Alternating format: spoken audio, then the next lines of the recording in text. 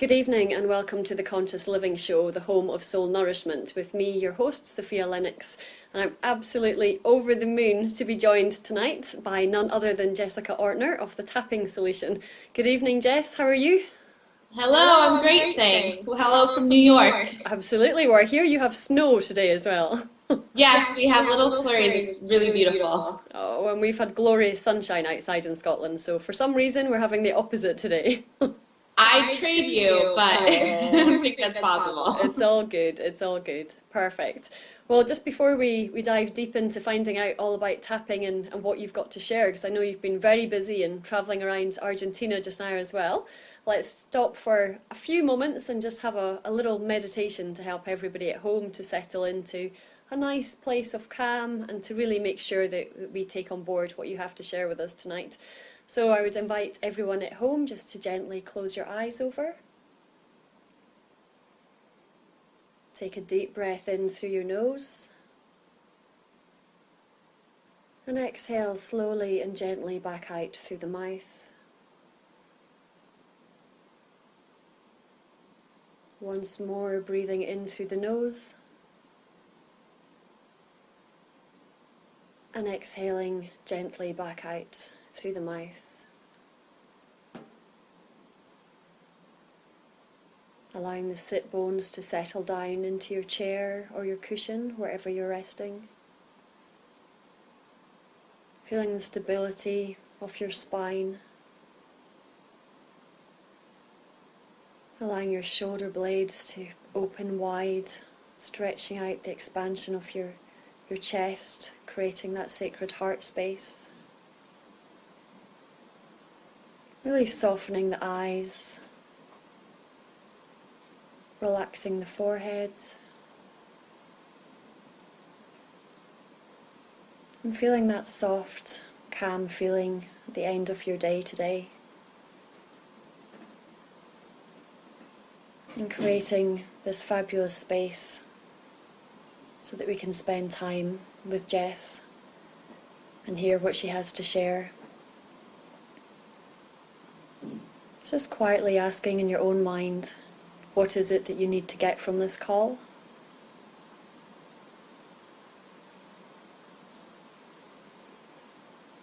And also paying attention to anything you hear that you're able to share with anybody else who will benefit beyond this call.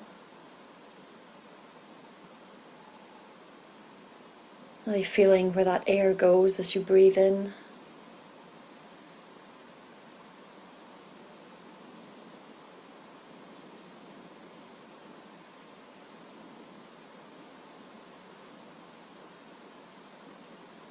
And beginning to take your awareness once more to your fingertips, to the coolness of the air around your face, around your head, your neck, and just gently wriggling the fingers. Stretch the arms out to the sides.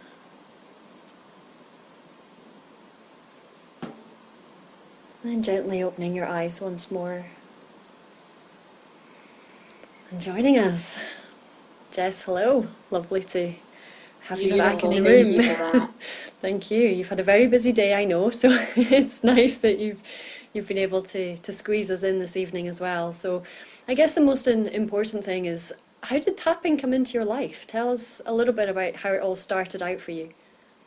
Well, I never expected this to be a career path or a passion. I came across tapping in a desperate time. And I think people who come across tapping, I see two extremes. One, they're very open-minded and they're just always looking for the newest things. The second is they're so desperate they're like, whatever, I'll try anything that looks weird. I just need some relief. And I was in that, whatever, I'll try anything that looks weird. I just need some relief.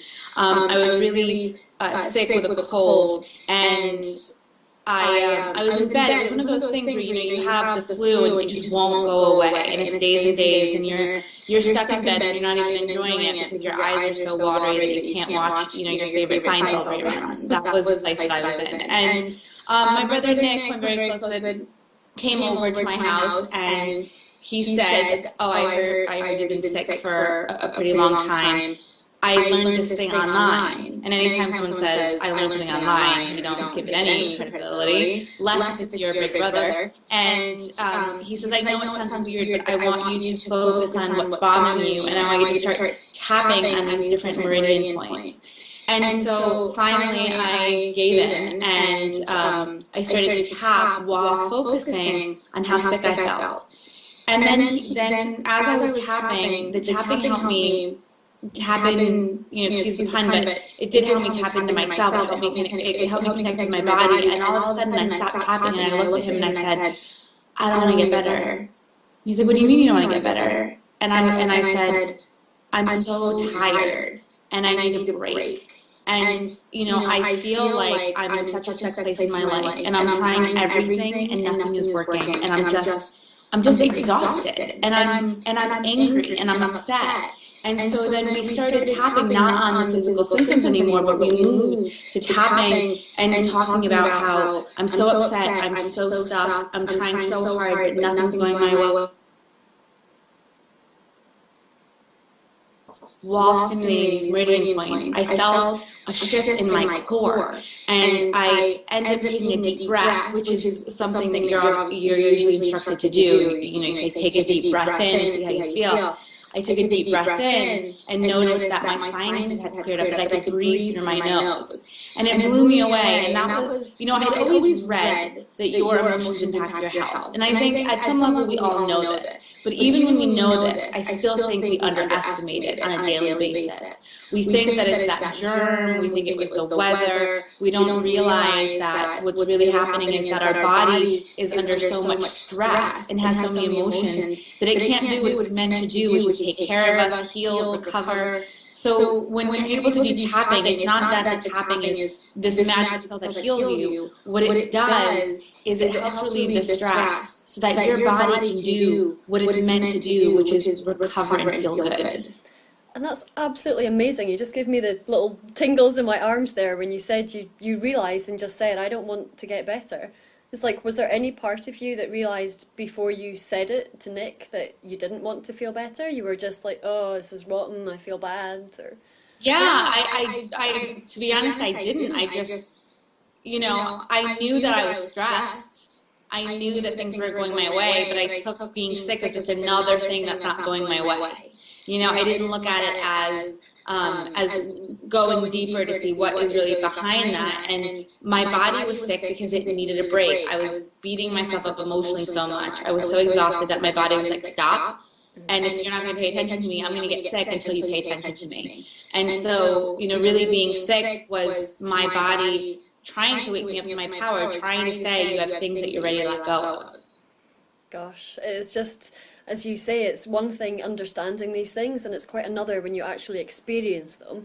I was talking to you just before we started tonight and saying that I had recently taken part in one of the tapping summits that yourself and Nick had organised. So we did 7 weeks of tapping, and that also involved a Facebook group. We had beautiful meditations from yourself on a daily basis. So I'm very, very accustomed to tapping and to hearing your beautiful voice and your meditations when you take us through those. And also to really seeing some of the huge stuff that was coming up for the other participants. I mean, we're talking about years and years of big issues that really had them blocked, that within a couple of weeks of tapping, they were like, why was that even a problem? It just didn't matter before. But what it's also just reminded me of is that perhaps some of our listeners aren't really that familiar with tapping itself. Could you just give us a little bit of an explanation as to how it works and kind of the history of how it came about? Yeah, absolutely. So tapping is a combination of ancient Chinese acupressure points and modern psychology. And so what we do when we're tapping is we have these 9 points. When you begin to stimulate them by tapping, it sends a calming signal to the brain. Now, when we are stressed out, so for example, when I was stressed out and I was sick, what is happening in our body is that we have part of our brain, the amygdala, fires off the fight or flight response. Now, this response is something that really used to serve us, and it still serves us at times. It's when you are under some danger, what happens is our ancestors, they had to fight or they had to flee. They had to take some action right away. Now, the challenge is we don't have to fight anymore. When your boss calls you with bad news, you don't have to, pick up a rock and throw it at them. Like, you have to stay calm. But the challenge is your body doesn't understand that. So you start to have an overproduction of cortisol. You have adrenaline rushing through your body. Your heartbeat starts to race. And every part of you, the blood rushes out of your brain and into your extremities so that you can run faster. And in those moments, we're not thinking properly. And then those are the moments where we make decisions, and then we look back and think, what was I thinking? And it's just because your body was taking over. And so often, we hear about positive thinking, and I am a huge component of positive thinking. But where I think we need to give some more attention is to not fight these negative thoughts. Because what happens is we get mad at ourselves. We're like, I can't believe I'm angry. We pile these emotions. I can't believe this triggered me again. And what happens is we pile these emotions, and then we really feel stuck. And we try to do positive thinking, but because we have that reaction in our body and that tension in our body, it doesn't feel true. And so what we're doing with tapping is it's really a communication between your body and your brain, where your body is telling your brain it is safe to relax. It's safe to let go. And so what you do is you actually focus on what's bothering you as you make the points. Now, once you do that, what happens is when you say something more positive, you can hear it now. You can take it in now. And so after you tap on the initial anxiety, you can focus on how you want to feel instead. But the real key with tapping is having an honest conversation with you. Like I did myself, what's really going on? I am so exhausted and I'm so angry that I'm working so hard and nothing seems to work for me. And so the key for me was stimulating these points while I said, I'm so angry that I'm working so hard and nothing is going my way. And allowing myself to release that. And you asked me about the history. Well, ancient, acupressure points, that was, thousands of years ago. But this modality really started in the early 1980s with a man named Dr. Roger Callahan, who was a therapist who was also studying these acupressure points. And he was working with someone, Mary, who had a really awful phobia of water. Now, this is a very severe phobia. Bathtubs, swimming pools, no way. Any type of bodies of water would have her panic, and she'd even have nightmares about it. He'd been working with her, doing different types of therapeutic models, and nothing was working. And then he asked her, where do you feel that phobia? She said, in her stomach. So we had her begin to tap underneath the eye, which is the stomach meridian, while she focused on that anxiety. And he found that it went down and she got rid of her, something that's plagued her for years and years and years was water phobia. So since then, he started to create these different algorithms depending on what your challenge was. The challenge with that model is that he'd only trained therapists, and there's so many different ways to tap that it wasn't really accessible to the everyday person. So then a man named Gary Craig came along, and he took that and he called it EFT, Emotional Freedom Technique. Points are the ones that people tend to get the most results with. So with these 9 points, anyone can use it. You don't need a practitioner. You can really have the experience yourself. And since then, it continues to evolve, and we call it tapping, and that kind of is the umbrella term. There's EFT and TFT, and different therapists and different people are using this modality and calling it different things, but really what it is tapping on meridian points. Fantastic. And as you say, the big thing is that the body can't tell the difference between getting a bill that says you have to pay it tomorrow or you have a report due at 3 o'clock, and if a saber-toothed tiger bounded through the room just now and looked like it was going to attack you.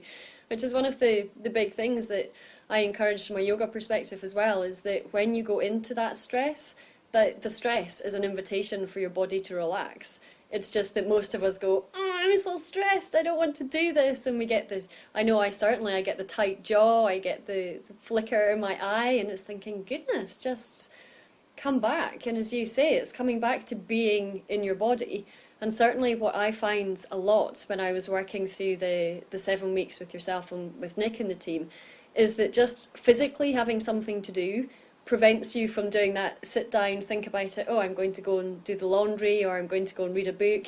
You actually, because you're physically doing something, you are more involved with it. So it almost is like you're taking more responsibility right from the start. So I'm definitely a big advocate for tapping, that's for sure.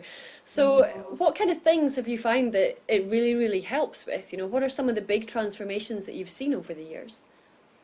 Well, we do this yearly event called the Tapping World Summit, which has really been incredible. We've had over 500,000 people log in and participate. And the reason I bring that up is because every day in the summit, I interview 2 different people with tapping for different topics. Because the thing is, tapping works with stress, and there's stress around finances, there's stress around relationships. You know, that's why it can work on so many different things, because we're working on the stress around that.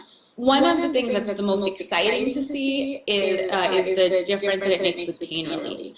Because when we're talking about anxiety, oftentimes when we do the tapping, I ask someone to say, on a scale of the buzzing, I think that's I'll ignore them. Okay. On a scale of 1 to 10, how intense is that emotion? And the reason that we often say that is because if you're really angry and you tap, at the end, I'll be working with a client and I'll say, how angry are you now? And they'll be like, I'm not really angry at all, but I don't think I was really that angry to begin with, because we disassociate. And I'm like, what are you talking about? Your face was red and you had a vein popping out of your forehead. So it's great to do the measuring so we can see our progress. The exciting thing about pain is so obvious. You have pain or you don't. You know, it gets worse or it gets better. And with tapping, the results of pain relief have just been phenomenal. And you know, as I mentioned, I work with my brother, Nick Ortner. We made the documentary film, The Tapping Solution, together. Now his next book is going to be on pain relief that I'm really excited about.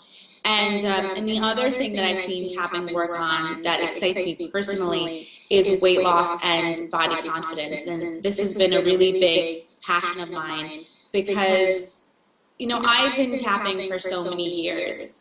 And I was struggling with my weight and being happy with my body. And I didn't want to do the tapping. Here I was, the spokesperson for tapping, and I wasn't tapping on the one thing that was creating the most pain in my life. And the reason was that I was just so brainwashed to believe that it was only a matter of exercising and willpower and food. And somehow I just kept having hope that I'd find the diet, the magic fruit that burns belly fat, the pill, whatever it was.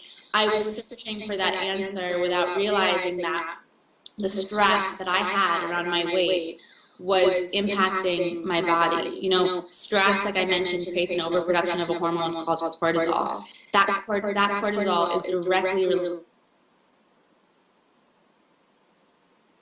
when we're trying to lose weight, is actually making us gain weight. Not only that, you know, you said what you liked about tapping is it made you sit and do something. Well, you're stressed and you have a challenge with weight. Oftentimes, when you're stressed, you're not doing tapping, you're not meditating, you're turning to food, because it is your quickest, it's your anti-anxiety drug for that time. And so until we begin to look at the stress, the first thing is hormonally we're out of whack because of the stress and we can't lose weight. And second of all, we have behaviors, you know, we get angry at ourselves because we say, I know what to do, but I'm not doing it. I know what I should be doing. And it's because that panic and that stress overrides what we know, because we feel that panic in our body and we turn to food and we turn to things, we turn to those quick fixes that really have cause a lot of long-term pain. And so I've been working with many women. I have a course, over 3,000 women have gone through it. And the results I've seen with weight loss and body confidence, because let's be real, we can lose weight and still be miserable. And you know, there's many people that look great and they're miserable. And there's many people who lose weight, but they still have no peace because they're just waiting to gain weight. Or they just think at any moment something's going to go wrong. So we need to look at the body confidence and finding peace in our body. And I've just seen unbelievable just success stories in my own life. So pain and weight loss are the two things that I'm most excited about. But really, because it's stress, you can do it with finances and with relationships and with just really anything. And as you say, we so often turn to food just for almost no reason at all. On any occasion that I've been fasting, maybe for 12 hours or for 24 hours, if I've been working at home, I don't know how many times during the day I find myself in the kitchen and I'll look around and think, I don't need to be in here at all. I haven't come here to eat anything. I've just come for some water, but there's some part of me that's maybe just a little bit bored with what I was doing or a bit frustrated with where I'd got to. And instead of being able to turn to something useful like tapping and say, you know, I'm frustrated, I'm bored, and being able to move through the algorithm in that way, I would just, you know, come back out of the room again, but still have that gnawing feeling of what was I looking for in the first place. So it's definitely going to make a huge difference when you know that you have that resource to turn to.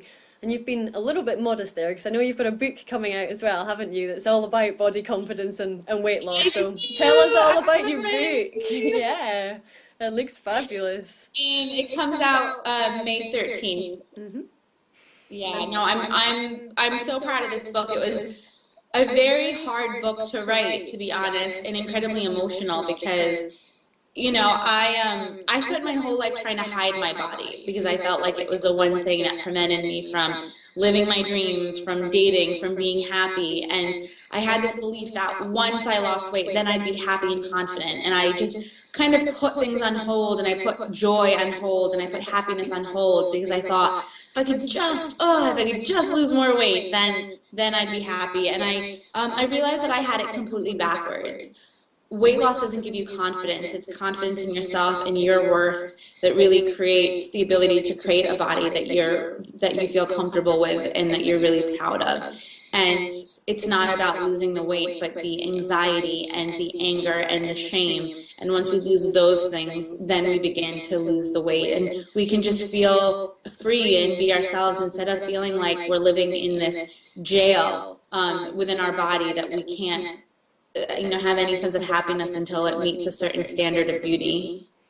And one of the other fab things with the tapping is that you don't have to necessarily have the kind of root cause or where that belief that we have about ourselves came from to come right back. And I know, both from discussion with yourself just now and from other material that I've read, that often a lot of weight issues, people never know where they've come from. You know, maybe a parent or a sibling has jokingly said, oh, you and your little pot belly, or how many times do we see a really young child in a nappy and somebody saying, hold that belly in, when they're so small that they don't even have a concept that, you know, what's wrong with having a belly? It's a part of your body, you're a tiny little child. So sometimes those things have really gone in deep, and it doesn't matter how many years of therapy or journaling you do, you might never actually come back to what the first episode was that gave you that negative association with your body.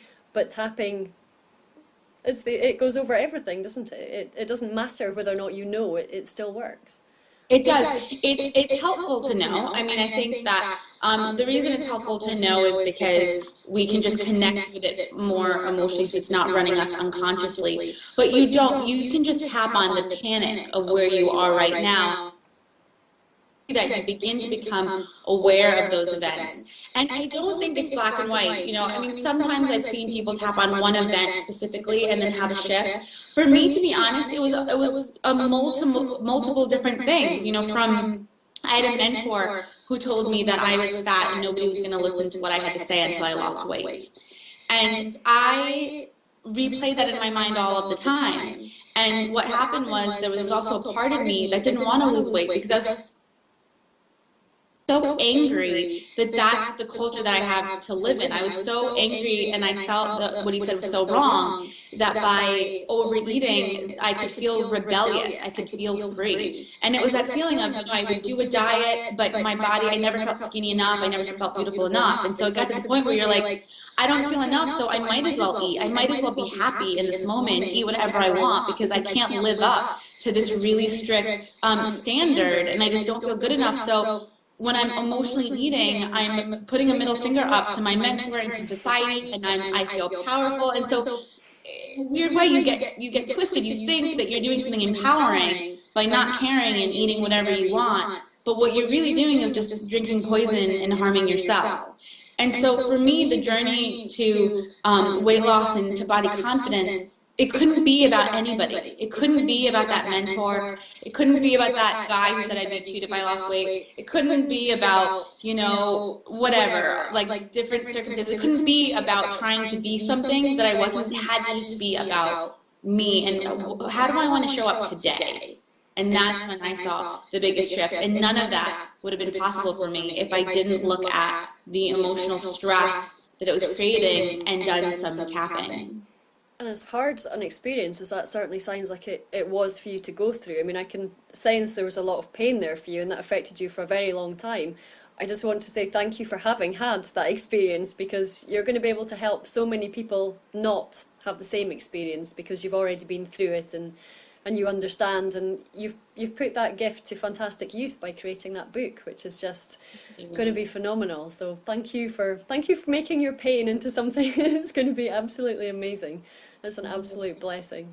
And one of the other things I was aware of when we were going through the 7-week tapping course is that so many people get hung up on the, do you tap hard? Do you do it soft? Does it matter if you do it here? Do you do it there? I mean, it can be such a simple thing, but when we really started to look at it, it was like, goodness, we've made this simple but powerful technique into something that can be quite challenging when it doesn't need to be at all. So it's great that we have you here today because you can dispel all of those myths. So how about we do a little bit of tapping on something right now so that we can show people what to do. So and I want to answer that question and kind of address that of how do I tap and am I doing it right? And a lot of times when we have all of those feelings, it's out of this desperate panic. We're like, I want results now. Am I doing it right? Am I doing it wrong? And it's just this sense of anxiety. And so what I want anyone to do who's in that place, I want you to tap wrong. I want you to do whatever. I want you to let go of thinking that you need to do it perfectly, because you don't need to do it perfectly. What's speaking is that anxiety. And so it's just simple, and do some tapping and trust. And just have some trust that you're going to get the results. So yes, let's teach everyone how to tap. What I love about this is when you learn how to do it, you always have it to help you address anything. So I think what I first do is just show you where the tapping points are. Okay. So the first point is on the side of the hand, and this is a karate chop point.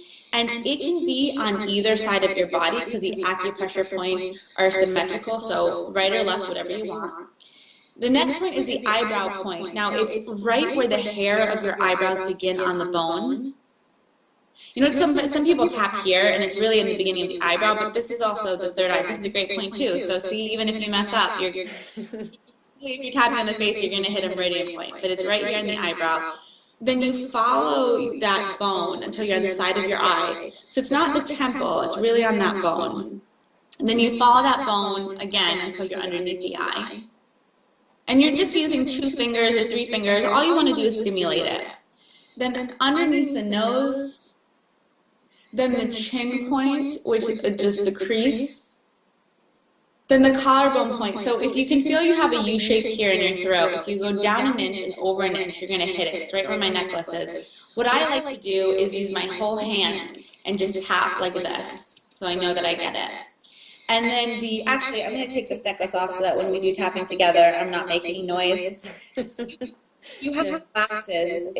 Usually with the tapping, it would be a good idea to take the glasses off since you're hitting these points. And the same, I think, with bracelets or rings sometimes, isn't it? It's the less you can have, the better. Exactly. I'll do the same.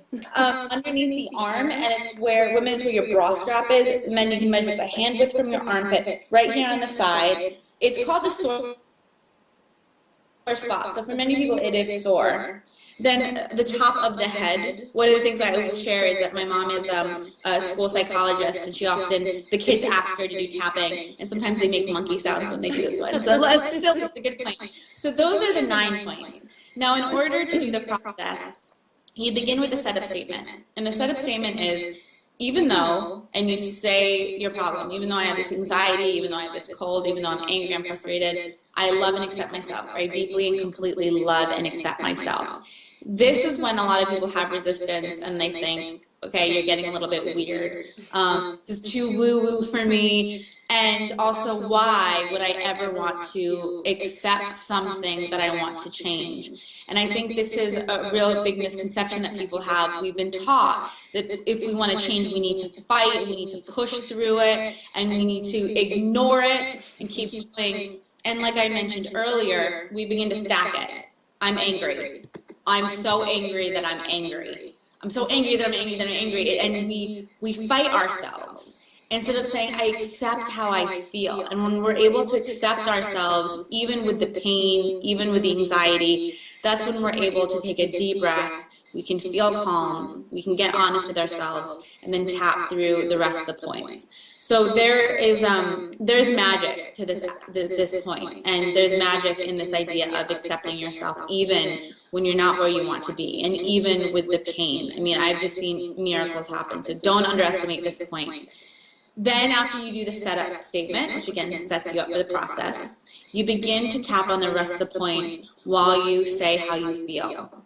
The point isn't to say any magic words. The point is to have that anxiety that's creating that fight or flight response. You want to focus on.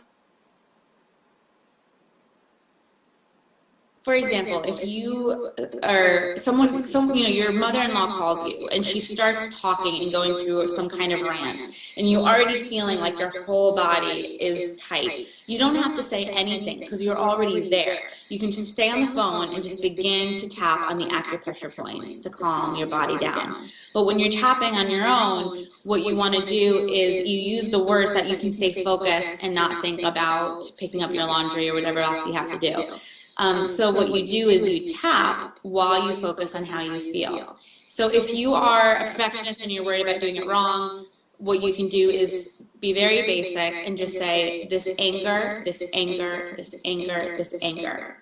If you are open to, a little bit more free with your thoughts, you just let yourself play that tape that you've probably been playing already. I'm so angry. I can't believe she did that. I already told her not to. All of this anger. No one's listening to me. All of this anger. And whatever the situation is, you just tap.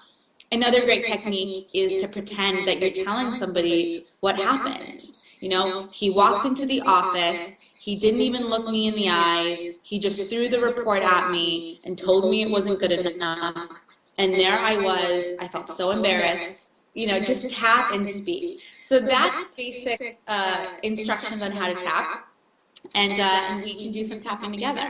Perfect. Just before we do dive into the tapping, one of the things, I will be the perfectionist for a second, when I was tapping I used to do my 2 points in my hands by doing both hands like karate, so I'm hitting both at the same time. That works just as well as doing, I'm not getting double, but I'm also not getting half, so I'm just, that feels good, I'm all involved. Yeah, some people like to do both. And so people ask, what do you think is best? I say whatever your body feels, whatever feels good to you. So you can do one side or both sides. And I think something I remember Nick saying as well is when you're tapping and you think, I don't know, tap on the not knowing. Tap on not being sure if you're tapping right. It's just, for goodness sake, tap. That's all we have to do, is just keep tapping. So perfect. Let's think, what would be good to tap on, do you think? What's something that comes up for a lot of people? I know anxiety is definitely one of them. Tension around money is another big one. What would you like to tap on today? What we can do, because people can tell a difference, is stiffness and pain. Okay. And so what I might want to do is move your shoulders around and just notice if you have any tension. Maybe it's in your head or your jaw, your shoulders, your lower back, your knee, whatever it is. Notice if you have any tension.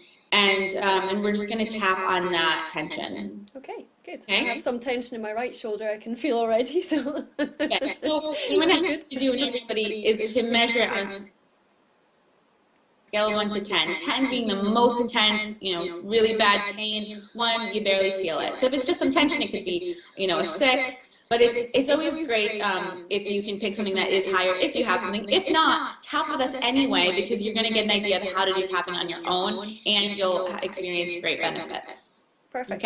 Okay. Tapping on your karate chop point. We're going to use the example of your shoulder, all right? And I want to explain to everyone, if the pain isn't in your shoulder, still repeat after me, because your brain is going to make that connection with the stiffness wherever your body is. And then when you tap on your own, you can be more specific. Perfect. tapping on your credit drop point. Even though I have this stiffness in my shoulder, even though I have this stiffness in my shoulder, I deeply and completely love and accept myself. Love and accept myself. Even though I have this stiffness in my shoulder, even though I have this stiffness in my shoulder, I deeply and completely love and accept myself. Love and accept myself. Even though I have the stiffness in my shoulder, even though I have the stiffness in my shoulder, I deeply and completely love and accept myself. Love and accept myself. Eyebrow the stiffness in my shoulder. The stiffness in my shoulder. Side of the eye, the stiffness in my shoulder. The stiffness in my shoulder. Under the eye, all of this tension. All of this tension. All of this stiffness. All of this stiffness. Chin that I'm holding inside of my shoulder. That I'm holding inside of my shoulder.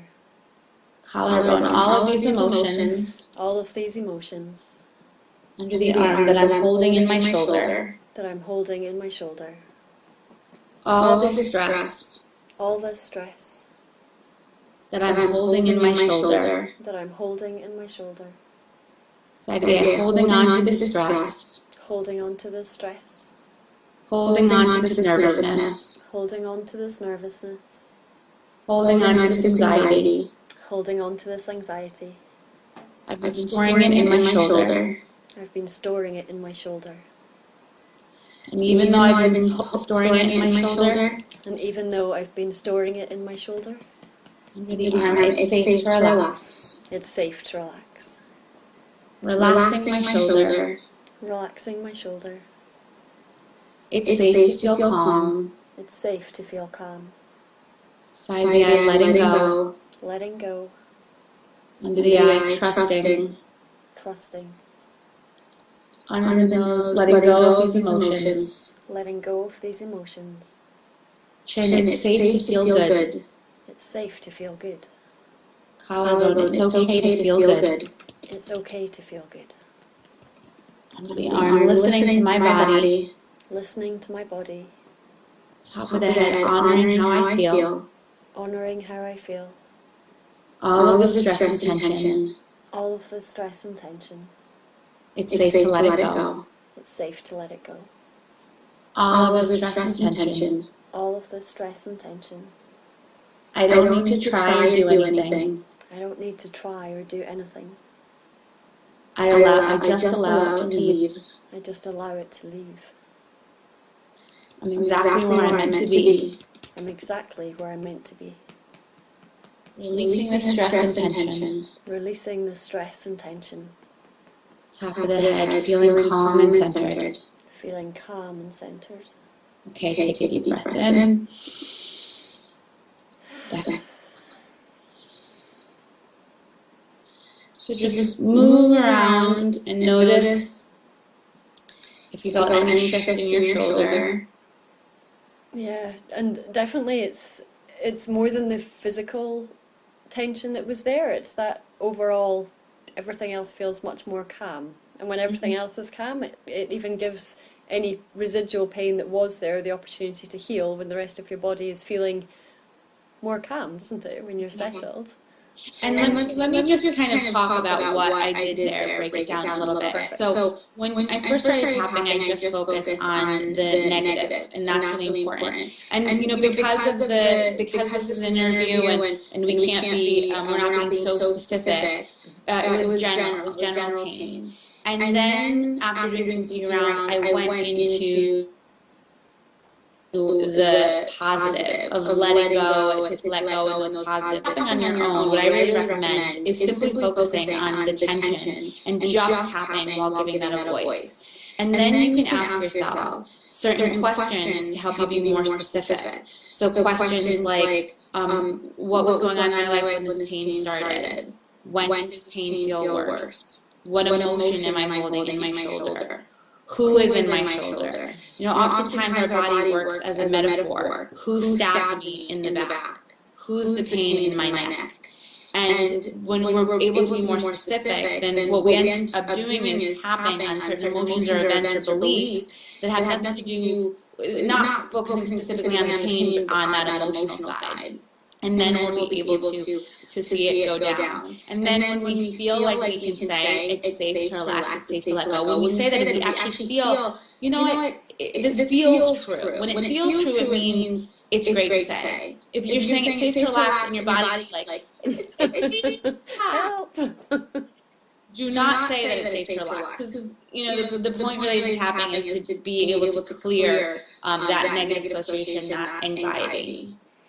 Absolutely, and I think, as you say, sometimes it's, if you say things that don't feel true for you, it just doesn't work. Ooh, I think I just lost you. No, I've still got you here. Can you hear me? Hello? Okay, so we lost Jess briefly there for a moment, but delighted to say that we've got you back again. So I was just having a quick joke there that we probably should have tapped on technical issues, because I think Mercury retrograde has been doing all sorts of things with everything from sign-up forms to smashing laptops. Everything's been going on the last little while. So need to be doing lots of tapping, everybody, on bringing technology back into line and how it should be. Now, one of the things, Jess, that you were touching on there was the language that we use when we're doing the tapping, and also making sure that people are comfortable with what it is that they're saying. Now, I know that initially when I started doing the course with you, there was a lot of people from an NLP background, a neuro-linguistic programming background, where they were saying, I don't want to say that, I have this pain, or I don't want to say that I'm angry, because they believed that just vocalizing those things meant that they were kind of manifesting them, or they were making them more, they were accentuating them more, basically.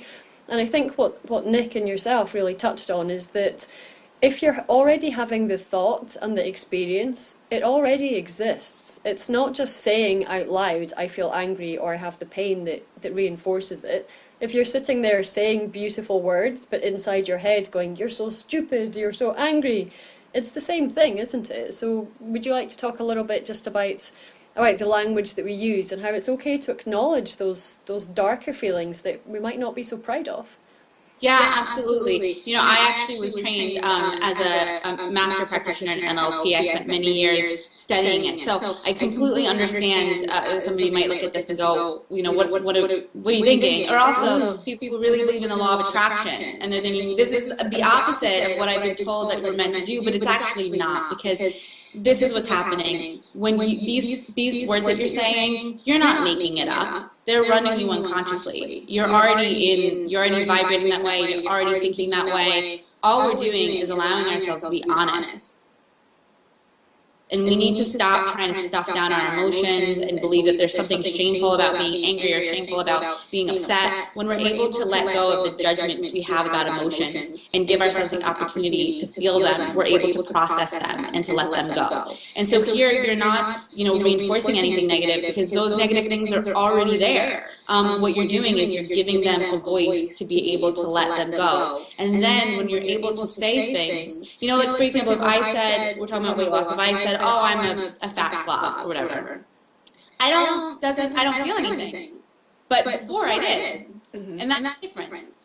Is that, when you say, I'm not good enough, if I'm saying now, I'm not good enough, it doesn't feel, like I don't feel that anxiety in my body, when before it was like, yes, that feels true. And so what we're really doing is then kind of, again, having that communication with the body and the brain, so that we're able to be able to say things without feeling triggered physically. And that is when it's easier to be logical and go, that's not really true, I'm going to think something different. But when you're having that fight or flight response, you can't be innovative, you can't be creative, you can't feel good enough or productive or whatever it is, because you're just overwhelmed by this physical response from anxiety. And I guess tapping is something else that even a child can do. You were saying there that the children at your mum's school are always like, oh, making their monkey noises. So if you have like a really young child and maybe they've got, well, maybe colic's a bit too young, but when they're old enough to have the dexterity for tapping, but you can also tap for them, can't you? As a parent or as a sibling. You can absolutely, when they're really upset, to tap for them, or you can even pick a certain point. Everyone has, you might have noticed when you tap, there was one point that was a little bit more sore, and it tends to change. But oftentimes, if you can't tap all the points because you're in public, you can just focus on the one point and stimulate that point. So you can do that with children as well. Children, depending on the age, tapping is a bit different. So if you're working with say you're working with a little boy that's 7 years old, and you say, I want you to say, even though my teacher yelled at me, I love and accept myself, they're going to be like, I don't even know what that love and accept myself, like they don't, you know what I mean, they can't really associate with that. But if you say, I'm still a good kid, so even though the teacher yelled at me, I'm still a good kid, even though the teacher yelled at me, and then tapping and using those words, that can be really helpful. One of the reasons that tapping is so great with kids is sometimes they're so upset and they can't articulate exactly why they're upset. And with tapping, you don't need to articulate why you're upset. You just need to be able to feel it. And they're so good at being in their bodies and expressing it that you're just giving them another way to express that emotion and to be able to let it go. And like I mentioned, my mom is a school psychologist, and she, tapping is her last resort, because as a school psychologist, you're not trained to do something like tapping. But she always says, like, when nothing else is working with the kids, she'll start tapping, and she's just seen incredible transformations. And then they'll go up to her in the hallway and say, Dr. Ortner, can we do that thing again? And she works with elementary school kids. She works in elementary school. So it was really, it's been really amazing. And also the teachers go to her and want to use tapping. We get emails all the time of teachers who begin to use tapping before the day starts with the kids. They have them all tap together in class or before tests, which is really fantastic. One of my favorite emails that I ever received was, we were doing the Tapping World Summit, which I said is this massive event, and people listen to it from all over the world. And the great thing is it's free. And so for 24 hours, you can listen to these interviews for completely free. And this boy from China, China has the one-child policy. So there he was, one child, he has his parents, he has his grandparents. All of them are looking at him to succeed in this exam for school. So you can just, in that type of culture and being the only, imagine the anxiety and the pressure. And he was having heart palpitations and panic attacks and was really nervous about these exams. And he listened to the Tapping World Summit completely for free and tapped along on all of his anxiety and said that it made a massive difference, and he was able to go and take his exam. And he did a really great job. And before, he was shaking. And like I said, when you're in that panic response, you can't be resourceful, you can't be creative, you can't really be logical. You're just having this anxiety that you feel like a victim to. So it was really amazing to see how this student who's a bit older tapped on that pressure and that anxiety. Absolutely. And I think sometimes even if I tap for myself, then yes, I've done the kind of scoring before, and I've been able to say, well, maybe that was an 8 and now it's like a 4, or I'm really not bothered enough about it to need to continue with it at that point when it gets down as low as that. But I've also been in the situation where I've been with somebody who was in a state of absolute anxiety, so much so that, you could feel the heart racing just when you went to hug her. The heart was almost kind of out here because it was really thumping, and it was clammy face, like really starey, dilated pupils, tight mouth, the kind of hyperventilation almost. And I was thinking, gosh, what, how do I start to work with that? And so after we'd done the kind of glass of water, lie down, take a few deep breaths, and I thought, I'm going to try some tapping. Now, tapping, as you said there, is not something that I'm trained in, but it's something that I've done, and I know that it's so safe. I thought, right, I'm going to try it with this person and see what we can do. So I said, why don't we do some tapping? Oh, I don't want to, I don't know what that is. And I said, just sit up, let's do the tapping. And we sat up, and she started to tap, and she went through, I think, 2 or 3 rounds, and I could see that, we'd gone from here and to kind of back and down, and I could see some colour coming back in the face, and I could see the jaw start to soften up, and I thought, this is great to be able to see it. And there was another friend there at the same time, so there was 3 of us in the room, and we continued to do it for another 2 rounds. And then I said, and how do you feel now? And she said, to be fair, I've had enough of this, I don't want to do it anymore. But the very fact that she said she'd had enough of it told me she'd got all of the relief and all of the healing that she needed in that time. Because when she first started, it was a little bit of resistance, but also, I'm really willing to try that because I feel so bad. And then even at the point where she just wanted to lie down and was tired anyway, I knew that it had worked because she no longer had the absolute need to, I have to keep going. And now it's a tool that she will happily come back to and use because she's got the results. And to be able to talk, just to talk somebody back from a panic attack, it's too logical, it's too mentally and emotionally involved. But to have her sit and go through all of the different points was just really phenomenal. So I felt very blessed at that moment to have learned from yourself and Nick and the team, and also to be able to help in that way. But it's a huge difference it can make in people's lives when they're willing to try and experiment with it. So from a personal point of view for you, Jess, what other kind of things have you used it for? I guess you can use it on a daily basis for, that guy took my parking space. Yeah, absolutely. So I used to be what I call an SOS tapper. I would tap when I was panicking and things were really bad, and now it's become part of my daily practice. And what I do is I tend to tap in the evenings. So I take out the yoga mat because for me, having the yoga, I don't have like a big altar or whatever. I think sometimes we get so worried about having everything so perfect in order to meditate or whatever. I just take my yoga mat and I do some stretching, and I just notice my body, and I notice what any tension that I might have. And I'll start doing some tapping on any tension. And then what I do is I imagine something that I want. And, sometimes it's something specific, or it might be a future event. So I'm speaking in London and in Germany coming up now, and so I'm so excited, but it's obviously a little bit. It makes me nervous, speaking in front of so many people. And so what I would do is I imagine myself speaking in front of so many people and feeling confident and doing a great job, and I ask myself, what doesn't feel safe about this image? What doesn't feel comfortable about this image? And if I notice that I have this image, but I can't connect with it emotionally because I have this anxiety around it, I begin to tap, and I start working on that so that I can get to the point where it feels safe for me to shine, it feels safe for me to stand in my power.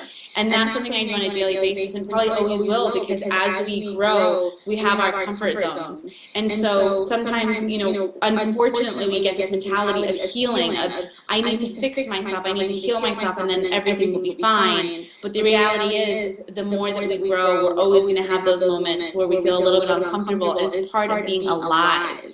It makes us alive. It's what we're meant to do, and it's a beautiful part of life. And so with the tapping, you can focus on any dreams or the next step that you want to take, and notice, and it can help you get comfortable with that uncertainty that comes with doing something new. And you've also just touched on something that's hugely important there, which is that so often it's easy for us, like today, for example, I need to touch some wood before I say this, or tap something.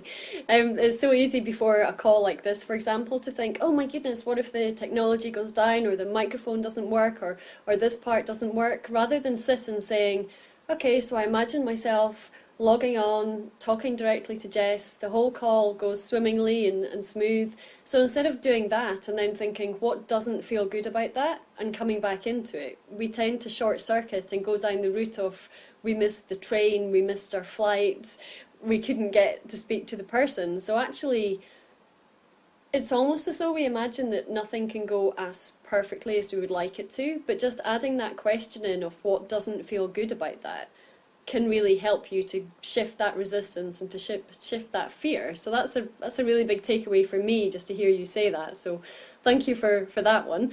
And also you mentioned there that you'll be speaking in London, which is going to be the 8th and 9th of March at Ignite. So you've got lots of other amazing speakers around you at the same time, with Kate Northrup, who we've been hearing from this week, also Megan Watterson. I know you've got Sandy Newbigging, you've got Gabby Bernstein. You've got so many people coming up that weekend, and London is just going to be so delighted to have you for sure. And particularly if people have been listening to this, then they'll get there and think, I know what Jess sounds like, I know what she looks like, and they'll be feeling for you because you've said you might be a little bit nervous. So it'll be amazing. Have you done much in London before? I love London. I am there once a year. It is one of my favorite cities in the world. My granny was born in England and moved. I was born in Argentina. She moved to Argentina when she was a kid and went back and forth between London and Argentina, and went back with the Royal Air Force to join the Royal Air Force during World War II. And so I always grew up hearing stories about England, and so it's always had like a very special place in my heart, and I try to go once a year. I love it. I love people. I love everything. Oh, we are very blessed. Thank you for bringing your tapping and all your magnificence to the UK once a year. Even once a year's not quite enough. We'd like more, but I'm sure we'll get more. The more people that come along to Ignite after watching this, then the more people that, the more you'll be able to come back to England, I'm sure, which is perfect. Jess, just before we move on to a little kind of closing meditation, is there anything else that you'd really like to mention that you think, oh, we must make sure that people know this one thing, or anything that's really crucial to know? No, I would just say to just give tapping a try. I have some great tapping meditations. If you go to thetappingsolution.com, I have an entire tapping for stress relief CD that's free. You can download the entire CD and just start tapping. And with our blogs, like I try to do my best to create as many free tapping audios. So if you need some guidance, definitely check out thetappingsolution.com and hopefully we can support you in that way. And also on Facebook, just look me up, Jessica Ortner. I tend to give a lot of free things there as well. So I don't mean to end with a plug, but I sincerely believe that it's such a really great resource for people if they want to start tapping. Absolutely. We need to be plugged in. It's all about connection. So it's important. And anyone who doesn't believe in being plugged in or connecting can do some tapping on that. And then we'll be just fine. We're all in this together, and you've got a big heart, so it's lovely that you can share that with us. So on that note, if you would like to take us through a little closing meditation, it could be tapping meditation or whatever you would like it to be just now, just to get everybody back into that beautiful space for their evening back in the UK, or the rest of their day if they're elsewhere in the world. Right, okay. So tapping on your karate chop point. Yep. Even though I have some remaining anxiety, even though I have some remaining anxiety, I love and accept myself. I love and accept myself. And it's safe to relax even more. And it's safe to relax even more. Even though I'm thinking about everything I have to do after this interview. Everything I have to do after this interview. I love and accept myself. I love and accept myself. And it's safe to relax. And it's safe to relax. Even though I have some remaining anxiety.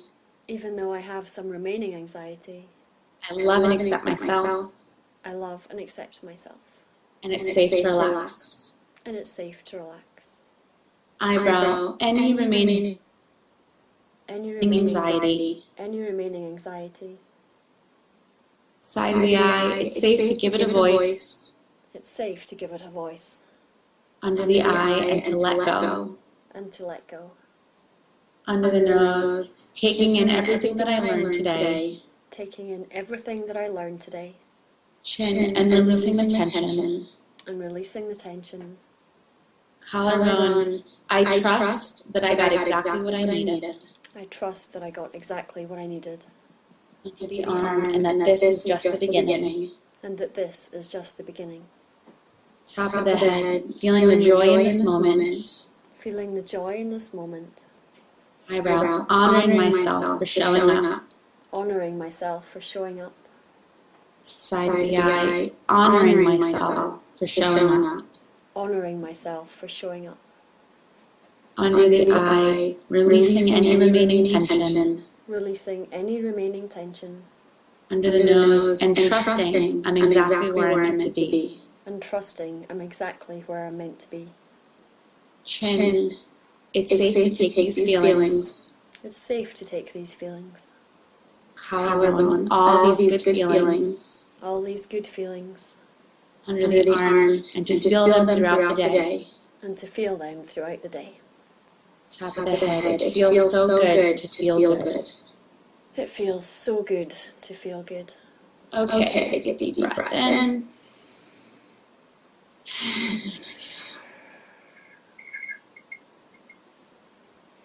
Lovely.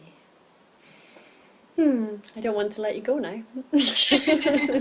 I think you should stay in my laptop for a very long time, Jess. Thank you so much for having me. Oh, it's a pleasure. And I can just, it's funny how even, just when we're talking, you can tell that the people listening and the people viewing, they're also going to be slipping back into that calm feeling of, just being in a soft and quiet space. And that's such a beautiful thing to be able to create within somebody else. And also to remind them that, what you're doing is facilitating it. And actually what they're doing is bringing out the calmness that is always inside of us.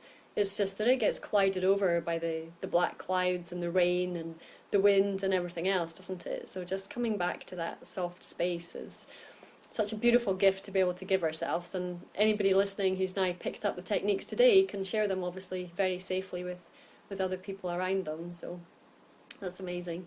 And I think I might resort at sometimes thinking of I deeply love and accept myself. It's quite nice to still think, I'm a good little girl. Maybe I'll I'll substitute that on a day where I'm feeling particularly vulnerable and think, yeah, it's okay to acknowledge that inner child as well, and to know that we're all there all of the time. So amazing stuff. So Jess, thank you so much for taking the time out of your day to come and talk to everyone and share about the tapping techniques and the tapping solution. And I really hope that you have a fantastic time when you come across to Ignite, and there'll be tapping people everywhere, which will be an awesome feeling. So if anybody wants to go ahead and get tickets for Ignite, I know that there's a web link along with the link that I sent out for people to sign up for the Conscious Living Show, so they can go ahead and book through there. And then, as you've said, you're on your social media platforms you've mentioned too, so people can go ahead and hook up with you and just find other support for what they're doing, so that they're never on their own when they're tapping. There's always a fellow tapper, which is just absolutely amazing. So thank you so much. I will say thank you from me, thank you from all of the listeners, the viewers, from everybody who's taken the time out of their day to learn a fabulous resource. And I very much hope to see you again at some point on the Conscious Living Show. Thank you. Have an amazing day. Thank you. Bye-bye.